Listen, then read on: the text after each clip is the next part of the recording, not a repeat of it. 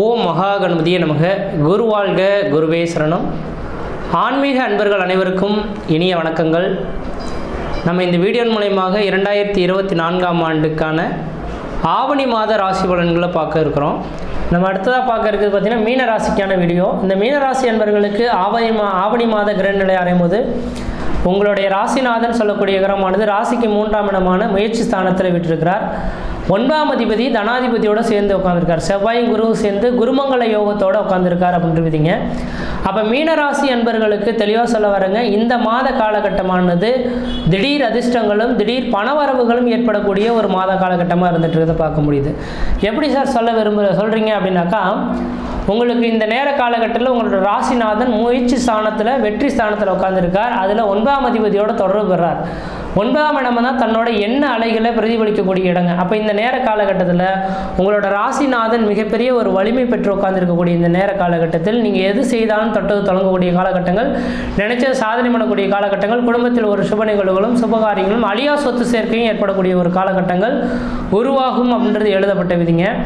அதன் பின்னர் பார்த்தீங்கன்னாக்கா உங்கள் ராசியிலேயே இந்த சனி பகவான் வக்ரம் பெறது ராசிக்கு 12ஆம் இடத்த சனி பகவான் வக்ரம் பெறது விசேஷமான ஒன்றுங்க.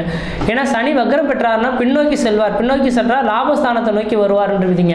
அப்போ இதுக்கு முன்பாக பார்த்தீங்கன்னா தொழிலில் தடை சார், தொழிலில் வருமானங்கள் குறைஞ்சி போச்சு, பொருளாதார நெருக்கடிகள் வந்து போச்சு, கடன்கள் அதிகமாக வந்துருச்சு, எனக்குன்ற ஒரு நிரந்தரமான உத்தியோகங்களில் வெளிநாடுகள் போகலாமான்னு பார்த்தா வெளிநாடு தடைபட்டு இருக்கு, இதெல்லாம் ஒரு அளவுக்கு நல்லது நடக்குமா அப்படின்னு எதிர்பார்க்கக்கூடிய நபர்களுக்கு இந்த நேர காலங்களில் லாபஸ்தானத்தில் சனி பகவான் வக்ரம் பெற்று செல்றதுனால லாபங்கள் பன்மடங்கு பெறக்கூடிய காலகட்டம் உருவாகும். எதிர்பார்த்த விஷயங்கள் உங்களுக்கு கண்முன்னே நடக்கிறதுக்கான ஒரு வாய்ப்புகள் உருவாகுன்றீங்க. அப்போ சனி பகவான் இந்த நேர காலங்களில் வருகின்ற நவம்பர் மாதம் 15ஆம் தேதி வரலும் உங்களுக்கு யோகம் கொடுக்கக்கூடிய அமைப்பில் இருக்கார்.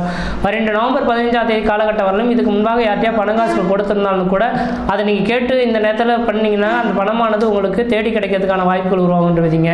ஏன்னா 11ஆம் இடம் தான் அதிர்ஷ்டத்தை குறிக்கக்கூடியவங்க. இப்போ 11ஆம் இடத்துல சனி பகவான் வக்ரம் பெற்று உட்காந்துருக்கனால இந்த 11ஆம் இடத்தை நோக்கி போகிறதுனால இது ஓரளவுக்கு யோகம் நேர்ந்த ஒரு காலகட்டமாக இருந்துட்டு இருக்குன்றீங்க. உங்கள் ராசிநாதன் ராசிக்கு 3ஆம் இடத்துல இருந்து பார்த்தீங்கன்னா ராசிக்கு 7ஆம் இடத்தை பார்த்துட்டு இருக்கார். 7ஆம் இடம் கலஸ்தர ஸ்தானம் அப்படின்றீங்க. அப்போ இந்த நேர காலத்தில் திருமணமாகாத நபர்கள் திருமண வாய்ப்புகளும், குழந்தை பேர் இல்லாத நபர்களும் குழந்தை பேர் உருவாதுக்கான வாய்ப்பு உண்டு. சமுதாயத்தினால உங்களுக்கு ஒரு இணக்கமான ஒரு சூழல்கள் ஏற்படுறதுக்கான வாய்ப்பு உண்டுன்றீங்க. அதே போல் ராசிக்கு 9ஆம் இடத்தை குரு பகவான் பார்க்கறதுனால தந்தை வழி சொத்து சோகத்தினால் ஆதாயங்கள் ஏற்படுறதுக்கான வாய்ப்பு உண்டு.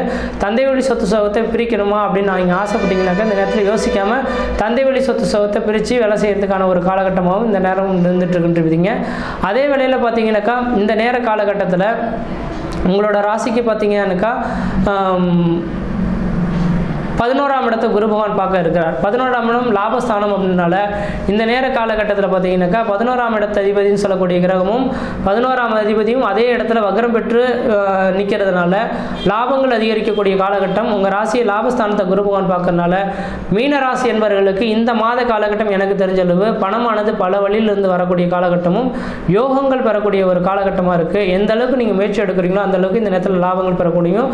யார்ட்டையா கொடுத்த பணங்கள் திரும்ப கேட்கணும்னா இந்த நேரத்தில் கேட்டு வாங்குறதுக்கு ஒரு நல்ல பலன்களை தரும். அது மட்டும் போதானே இந்த நேரத்தில் சனி பகவான் தான் உங்கள் லாபாதிபதி 11ஆம் அதிபதியாக வராரு இல்லைங்களா. அந்த சனி பகவானோட அமைப்புள்ள இந்த மாதம் பிறக்கிறது சனிக்கிழமை. இந்த மாதத்தில் 2 பிரதோஷம், சனி பிரதோஷம் வரக்கூடிய காலகட்டமும் சனிக்கிழமை. விநாயகர் சதுர்த்தியும் பார்த்தீங்கன்னாக்கா இந்த மாத காலகட்டத்தில் தான் இருந்துட்டுருங்க. அப்போ இந்த மாத காலகட்டத்தில் சனி பிரதோஷம் 2 இருக்கிறனால இந்த சனி பிரதோஷம் நின்று 1 லிட்டர் பால், ஒரு முழம் முல்லைப்பூ வாங்கி கொடுத்து இந்த சிவபெருமானுக்கு அர்ச்சனை பண்ணிட்டு வந்தீங்கன்னாக்கா முன்ஜென்ம பாவங்கள் நீங்கிறதுக்கான ஒரு வாய்ப்புகள் உருவாகுன்றீங்க. அடுத்தது பார்த்தீங்கன்னாக்கா இந்த நேர காலகட்டத்தில் பார்த்தீங்கன்னா ஆவணி 22ஆம் தேதி என்று விநாயகர் சதுர்த்தியானது நடக்க இருக்குது. அதாவது செப்டம்பர் 7ஆம் தேதி என்று விநாயகர் சதுர்த்தி நடக்க இருக்குது. அந்த விநாயகர் சதுர்த்தி அன்று பார்த்தீங்கன்னாக்கா நீங்கள் உங்களுக்கு முடிஞ்ச ஒரு உதவிகளை நீங்கள் செய்து அந்த விநாயகர் கோயிலில் வழிபாடு செய்துட்டு வந்தீங்கன்னா முன்ஜென்ம பாவங்கள் நீங்கிறதுக்கான வாய்ப்புகள் உருவாகுன்றீங்க. இதில் முக்கியமாக பார்த்தீங்க அப்படின்னாக்கா இந்த நேர காலகட்டத்தில்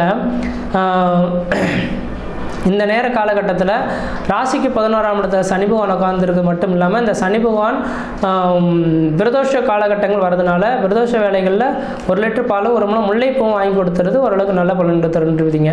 மற்ற விதத்தில் உங்களுக்கு எந்த விதத்தையும் தோஷங்கள் பாதிப்புகள் சொல்கிறதுக்கான வாய்ப்புகள்லாம் கிடையாதுங்க. சீரும் சிறப்புமாகவே இருப்பீங்க.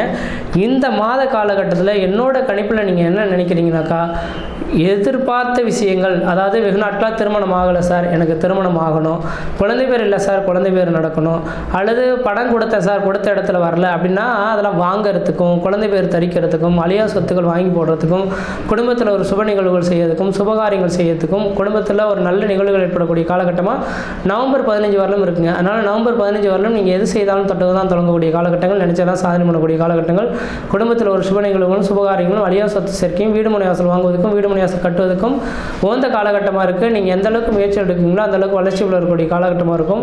முயற்சி எடுத்து பாருங்கள், கண்டிப்பாக வெற்றி பெறுவீங்கள். இந்த ஆவணி மாத கட்டணையானது இந்த மீனராசி என்பவர்களுக்கு ஓரளவுக்கு வளர்ச்சி இந்த காலகட்டமாக இருக்குது. முயற்சி எடுக்கிறது உங்களோட அறிவின் திறமை என்று விதிங்க. மற்ற விதத்தில் இந்த தோஷங்கள் பாதிப்புடைய சீர சிறப்பாக இருப்பீங்க, நலமாக இருப்பீங்க. நன்றி, வணக்கம்.